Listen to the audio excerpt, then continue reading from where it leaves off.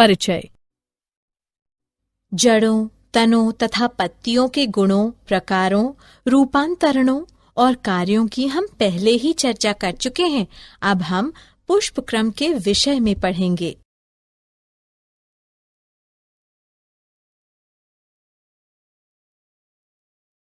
उद्देश्य।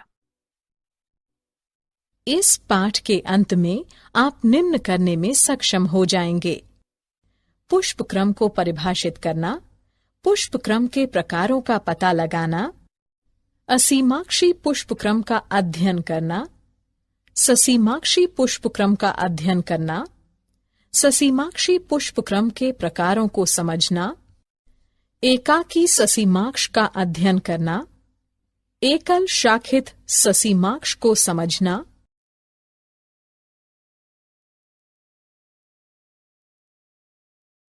द्विशाखित ससीमाक्ष को पढ़ना, बहुशाखित ससीमाक्ष को समझना, पुष्प क्रम के विशेष प्रकारों का अध्ययन करना, साइथियम का अध्ययन करना, पुष्प भ्रमी को समझना, हाइपेंथोडियम का पता लगाना।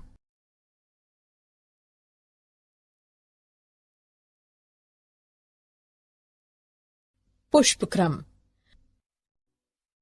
पौधे के शिखर पर विशेषीकृत शाखा पर पुष्पों का क्रम व्यवस्था जो कि पुष्पों को धारण करता है, पुष्प क्रम कहलाता है। पुष्प क्रम के अक्ष को पुष्पवृंत यानी डंठल कहते हैं। कभी कभी पुष्प अकेले बनते पैदा होते हैं। पुष्पों का ऐसा क्रम एकाकी कहलाता है। जब पुष्प शाखा के सिरे या मुख्य तने पर बनते हैं यानी पैदा होते हैं, तो उन्हें एकाकी अंतस्थ कहते हैं। उदाहरण गूलर यानी पॉपी। जब पुष्प पर्णपत्ती के कक्ष पर बनते या पैदा होते हैं, तो उन्हें एकाकी कक्षीय कहते हैं। उदाहरण पिटूनिया, हिबिस्कस रोजा, सिनेंसिस।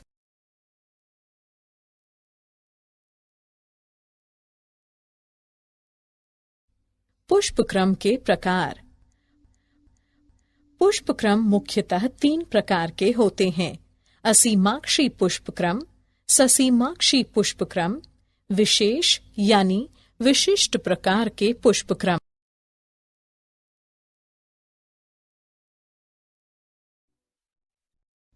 असीमाक्षी पुष्प क्रम।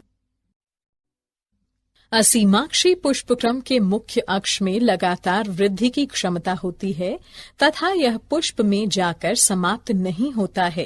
मुख्य अक्ष पर पुष्प अग्राभिसारी अनुक्रम को दर्शाते हैं।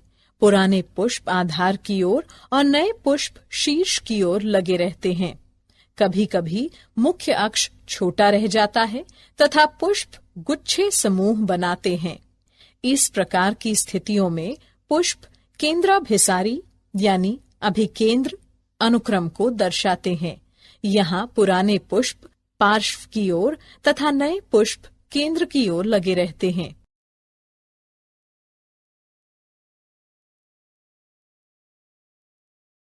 ससीमाक्षी पुष्पक्रम। ससीमाक्षी पुष्पक्रम में मुख्य अक्ष पुष्प में जाकर समाप्त हो जाता है तथा पुष्प वृंत यानी डंठल की वृद्धि रुक जाती है। पुष्प तलाभिसारी अनुक्रम को दर्शाते हैं। पुराने पुष्प शीर्ष पर जबकि नए पुष्प आधार की ओर लगे रहते हैं। जब पुष्प गुच्छों में व्यवस्थित होते हैं तो वे केंद्राभिसारी यानी अभिकेंद्री होते हैं। इसमें पुराने पुष्प केंद्र की ओर तथा नए पुष्प पार्श्व की ओर लगे रहते हैं। ससीमाक्षी पुष्पक्रम अनेक प्रकार का होता है: एकाकी ससीमाक्ष, एकल शाखित ससीमाक्ष, द्विशाखित ससीमाक्ष, बहुशाखित ससीमाक्ष।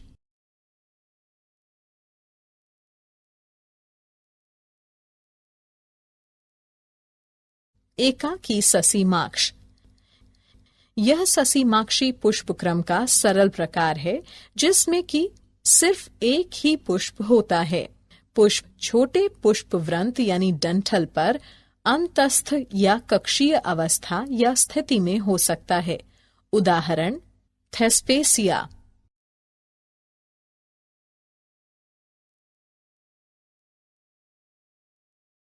एकल शाखित ससीमाक्ष।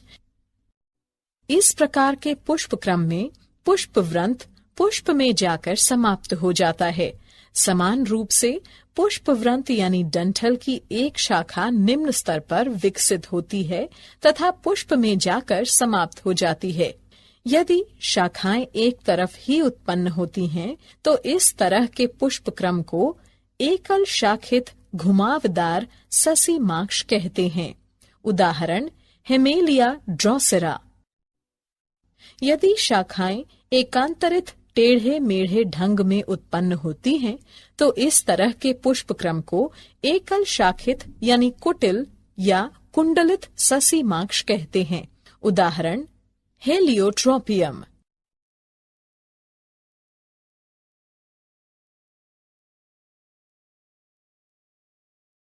द्विशाखित ससीमाक्ष। इस तरह के ससीमाक्षी पुष्पक्रम में पुष्पवृंत यानी डंठल अपने सिरे पर एक पुष्प निर्मित करता है। इस प्रकार पुष्पवृंत यानी डंठल स्वतः ही निम्न स्तर पर दो शाखाएं निर्मित करता है। यदि पुष्पक्रम में केवल 3 पुष्प हों, जहां की केंद्रीय पुष्प सबसे पुराना और बराबर वाले पुष्प नए हों, तो इसे सरल द्विशाखित ससीमाक्ष कहते हैं। उदाहरण चमेली। यदि पुष्पक्रम शाखित होता है तो उसे संयुक्त द्विशाखित ससीमाक्ष कहते हैं। उदाहरण क्लेरोडेंड्रॉन और रिटिया।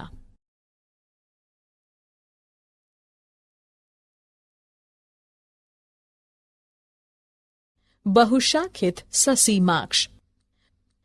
इस तरह के ससीमाक्षी पुष्पक्रम में मुख्य अक्ष पुष्प में जाकर समाप्त हो जाता है। समान रूप से पुष्पवृंत डंठल कई शाखाएं उत्पन्न करता है और प्रत्येक शाखा पुष्प में जाकर समाप्त हो जाती है। पुष्प अपकेंद्री यानी मध्यपग क्रम को दर्शाते हैं। उदाहरण हिमेलिया।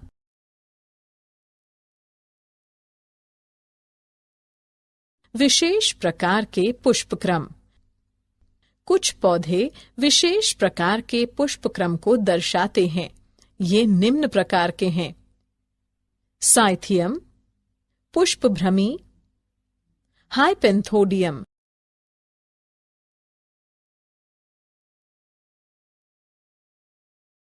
साइथियम।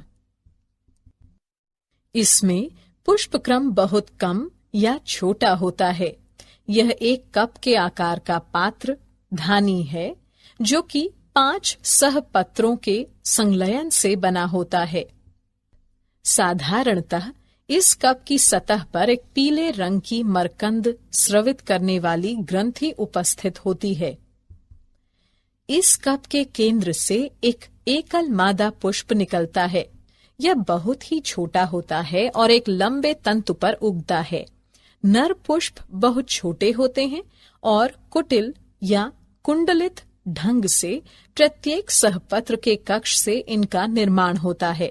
उदाहरण यूफोर्बिया पुल्केरिमा।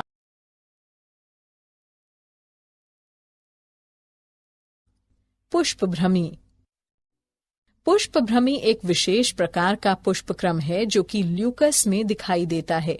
इसमें तने की प्रत्येक गांठ पर किसी भी एक तरफ 2 कक्षीय विपरीत ससीमाक्षी पुष्पक्रम विकसित होते हैं।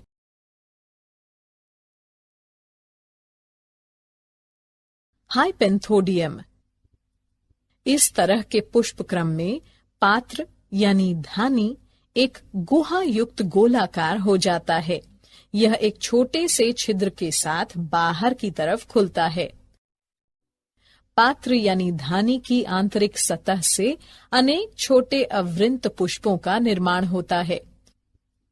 ये पुष्प 3 प्रकार के होते हैं: नर पुष्प, मादा पुष्प और अनुपजाऊ यानी बांझ मादा पुष्प चंद्रकांति। उदाहरण गूलर यानी फाइकस।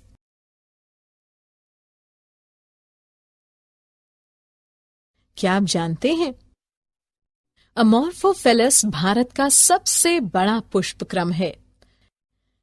पूया रेमोंडी 32 फीट विश्व का सबसे बड़ा पुष्पक्रम है। दल युक्त सहपत्र बोगेनविलिया में पाया जाता है।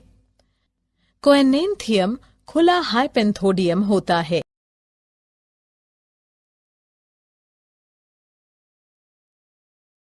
सारांश। आइए हमने जो कुछ सीखा है उसे संक्षेप में दोहराएं। पुष्प विभिन्न प्रकार के पुष्पक्रमों में व्यवस्थित होते हैं। पुष्पक्रम के अक्ष को पुष्पवृंत यानी डंठल कहते हैं। पुष्पक्रम फूल गोभी का खाने योग्य हिस्सा होता है। सिंकोनस एक संयुक्त अथवा बहुल फल है जो कि हाइपेंथोडियम पुष्पक्रम से विकसित होता है। अनानास तथा जिमीकंद ऑर्टोकॉर्पस में सहपत्र तथा परिदल पुंज खाने में प्रयुक्त किए जाते हैं। ऑसिमम यानी तुलसी में पुष्प भ्रमी प्रकार का पुष्पक्रम पाया जाता है। समानांतर विन्यास तथा ससीमाक्ष अथवा पुष्प क्षत्र युक्त अरीय पत्तियों का साधारण गुच्छा लिलिएसी कुल के लक्षण हैं। ग्रामिनी कुल में कनिष्का यानी स्पाइकिका पुष्पक्रम होता है।